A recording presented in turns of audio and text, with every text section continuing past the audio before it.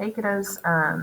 So I am in a meeting, so you're gonna have to watch our notes for today on this video. So hopefully you came prepared and you have your headphones, your notes, everything like that.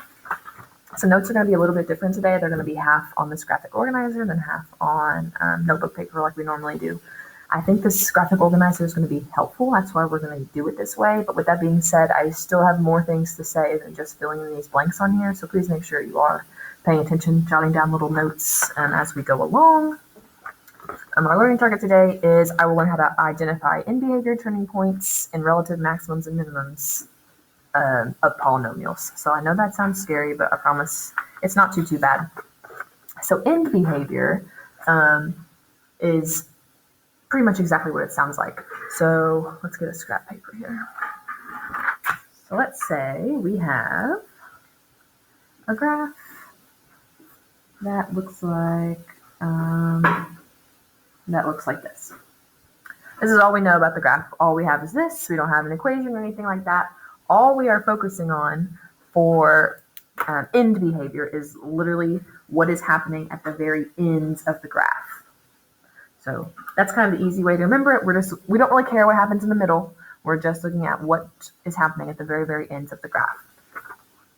And we're going to use this graphic organizer to kind of help us through that. So no matter what type of polynomial you have, it's going to behave in one of these four ways. So whether it's, if it's an odd degree, so the first two are odd degrees. So if we have a degree of 1, 3, 5, 7, 9, so on and so forth, our behavior is going to be that our ends of our graph are going in opposite directions. So if you have an odd degree, the ends are going to go in opposite directions. If you have an even degree, so 2, 4, 6, 8, the ends of your graph are both going to go in the same direction. So that's kind of an easy way to remember and check yourself as you're working on this. If it's odd, they go in opposite. If they're even, they go the same way. So, but it's a little bit more complicated than that because we want to be mathematically correct when we're doing this. So these steps, I believe they will help you once you identify the degree. So whether it's odd or even, okay, good. Identify the leading coefficient of the polynomial. So if it's positive versus negative, that'll determine which end is up or down here, if it's going up or if it's going down. Use the graph organizer to help us. Okay, so for this one, we have an odd degree. Our leading coefficient is a positive. So f of x, this is just a fancy way of saying y. So I know we've seen this format before, but I'm not sure we've actually done a worksheet on it or anything. That just means y. So what this is saying is we want to know as x approaches negative infinity. So I know we normally get scared whenever we see the infinity signs. So we just want to know that as x approaches negative infinity, so we're looking at our x-axis, negative infinity, I think we can all agree is this direction. What is happening to our y? Is this line going towards positive infinity or is it going towards negative infinity? And it's going down, so that's going to be going towards negative infinity. And then we want to know as x approaches positive infinity, what's happening to my y? It's also approaching positive infinity. Okay, so as x goes up, y goes up. As x goes down, y goes down. This is just a very formal way of denoting it, so that's the way we're going to do it, but it's a pretty simple concept. So same thing over here. I still have an odd degree. My leading coefficient is negative. So as x approaches negative infinity, so x is going this way, what's happening to y? It's going towards positive infinity. Or you can just do infinity. Either way is fine. And then same thing, as x approaches positive infinity, so x is going this way, what's happening to my y? It's going towards, so it's going down below our y-axis, it's going towards negative infinity. So as you can see, these two are just flip-flopped because it goes from this way to this way, this way. So the important thing to remember is that our degree is odd and that our leading coefficient is positive. This will be a big help when we're doing our assignment later. So down here, we're dealing with even degrees. So even degrees are always going to point the same direction. So we'll start with negative infinity. So as x goes to negative infinity, y is going up, so it's going towards positive infinity. And then as x goes to positive infinity, again, it's also going up. So as x goes this way, y goes this way. Same thing over here, except this time it's an even degree, but a negative leading coefficient. As x goes this way, my graph is also going that way, so it's going to be towards negative infinity. And as x is positive, it still goes to negative infinity. You'll notice that the evens, both of these are the same here. All right, that is a short little guide for doing end behavior. So what's the best way to do this? Sorry, Ms. Morgan's not used to pre-recording her videos. Let's see, print out notes. Okay, so I'm gonna hop over to Delta Math real quick and show you what we're gonna be doing with end behavior stuff. Where is, here we go. So we're gonna do it graphically. So we're gonna be given this graph and we're asked what is the end behavior. So we know that because we're looking at the very end. So these are both facing upwards. So we're gonna look back at our graphic organizer and it looks like it's an even degree with a positive coefficient. So that means that as x approaches negative infinity, it should be approaching positive infinity. So as x approaches negative infinity, y is also going to approach positive. As x approaches positive, y is going to approach positive. This is exactly what our sheet says for graphs that look like this. So we're going to hit submit answer. And we're going to hit yes. All right, let's try one that looks a little bit different. All right, so this one.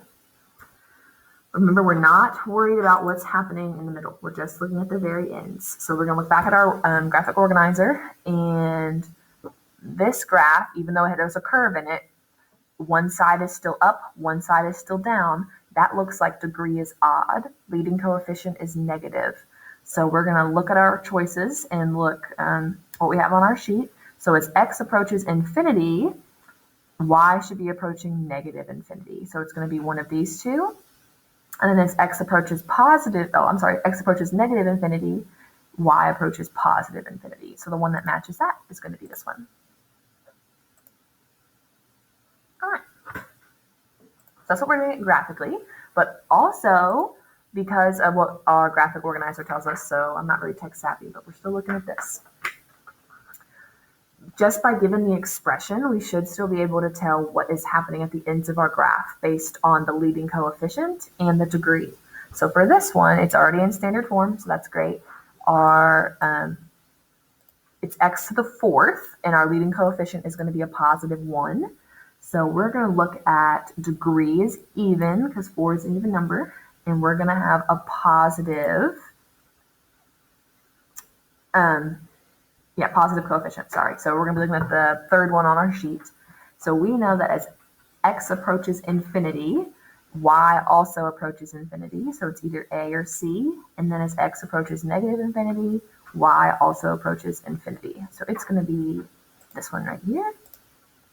I'm going to submit our answer. Yes, that is correct. No problem. We're going to do one like that. Let's see. Okay, so this one, remember, it's based on your degree. The degree comes from your highest exponent. If we look at this one, it is not in standard form, so I recommend rewriting it so we don't get confused. And it looks like our leading term is going to be 2x to the third. So that means we're going to have an odd degree with a positive leading coefficient. So we're going to be looking at the very first one on our chart, and it looks like as x approaches negative infinity,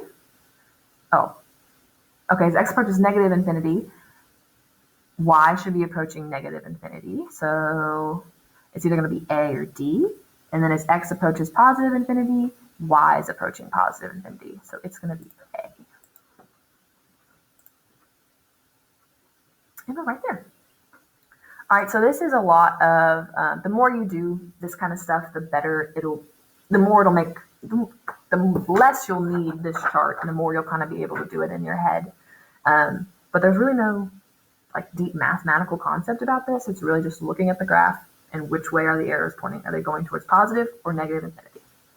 All right, so that's the end behavior portion of our notes. So I highly recommend, if you did not make little side notes to yourself, if all you have is this, you're probably confused. So I would recommend rewinding and listening to my commentary and making some little side notes, not necessarily on this, but on a piece of paper, anything you want to do. So hold on to this. Put this in your notebook. I have a hole punched up on the student desk you can use if you need it. And then go ahead and get out a piece of scrap paper, not scrap paper, notebook paper. And we're going to do the other part of our notes. So we can title our notes for today, end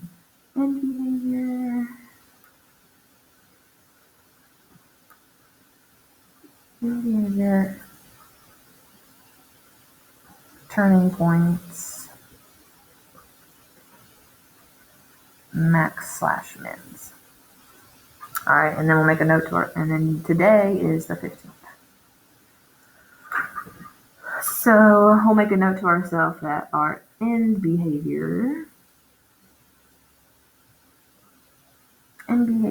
info is in handout. So that way we know that we did separate stuff for that. So now we're going to move on to turning points. So we're still dealing with graphs here. We're just looking at a different feature of the graph. All right, so by definition, a turning point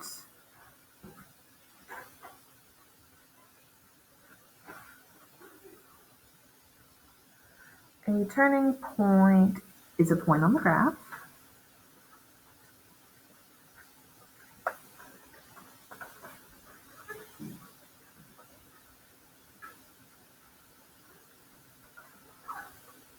where there is a change from increasing to decreasing, or decreasing to increasing.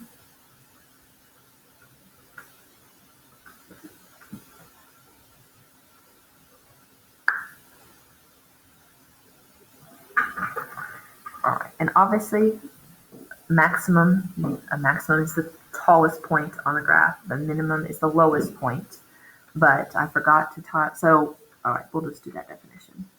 So max is the highest point. Min is the lowest point.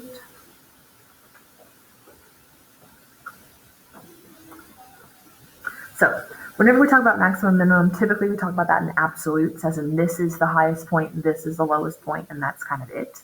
But whenever we're doing turning points, we're talking about relative maximums and minimums. So whenever we have a relative max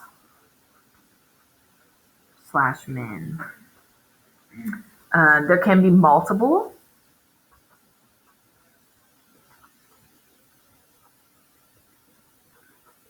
There can be multiple. So essentially it's just all the possible maximums and minimums in the graph that you're looking at. So it can be multiple /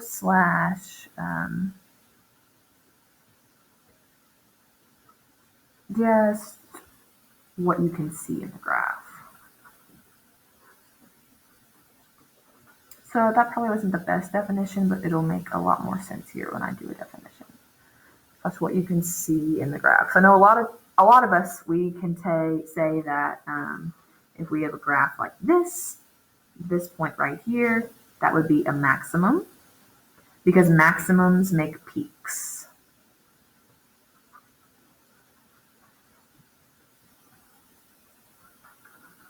Or you can think about like the top of the hill, that's the maximum.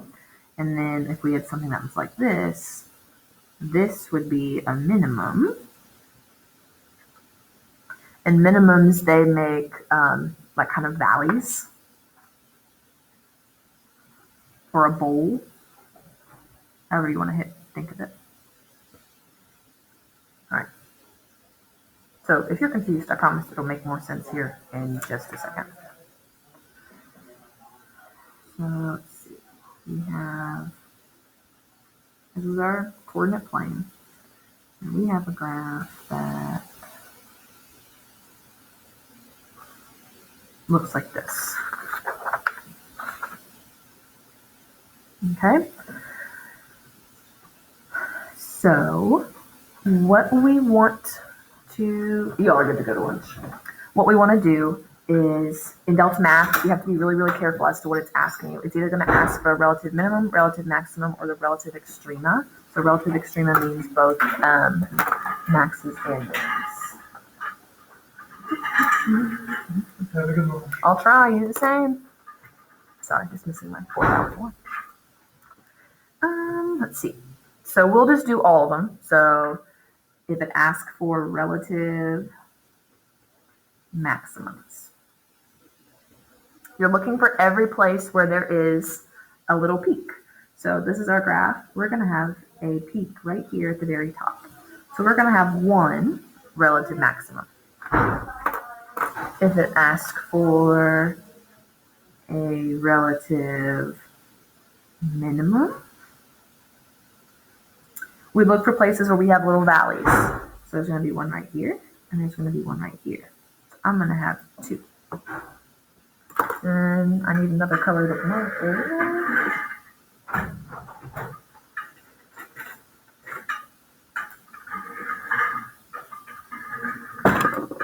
If it asks for a relative extrema, so extreme. A relative extreme, that just means a total number of relative maximums and relative minimums. So I have 1, 2, I have 3 spots pointed out. So I have 1 relative maximum right here, I have 2 minimums, and then in total I have 3. Okay, so let's see. I think that's it. All right, so let's do an additional example. All right, so we're going to have our graph here. And we're going to have, so again, you're going to have graphs of all different kinds. But let's say we have something that looks like this. A really big, crazy graph. And again, we want to know the relative max. So we're looking for places where we make those hills. So I'm going to have, one right here. I'm going to have one right here. So I have 2 relative maximums. And then if I want to know relative mins, I'm going to have a valley right here, a valley right here, and a valley right here. So I'm going to have 3 minimums.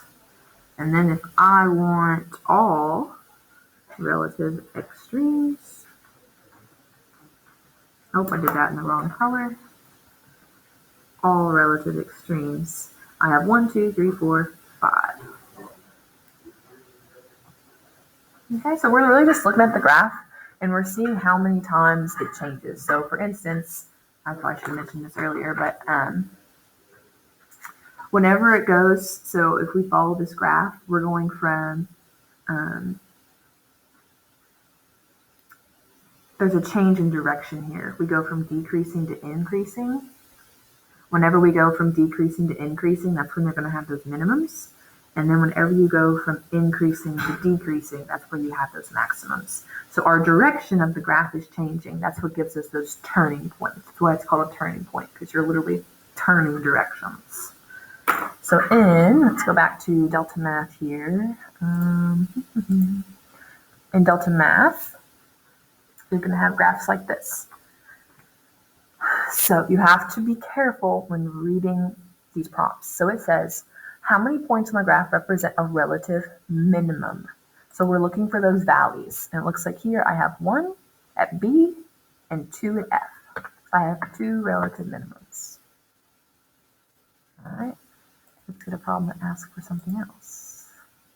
All right, this asks, how many points on the graph represent a relative maximum? So we're looking for those peaks, and it looks like I have 1 here at C. So we have 1 relative maximum. And then let's see.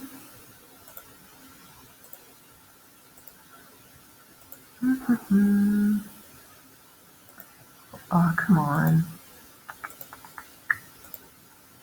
Here we go. This wants to know how many points on the graph represent a relative extreme value. So we want the total number of maxes and the total number of mins. So we have 1 minimum right here, and we have 1 maximum right there. So we're going to have 2 extreme values.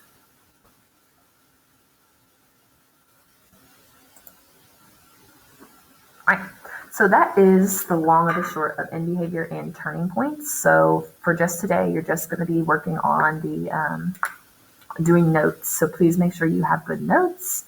You should be well behaved for the sub. And if you finish early, now is a good time to work on any missing work for my class, work on your test corrections, get those turned in, work on work for another class. Just make sure you're staying busy and you're being well behaved.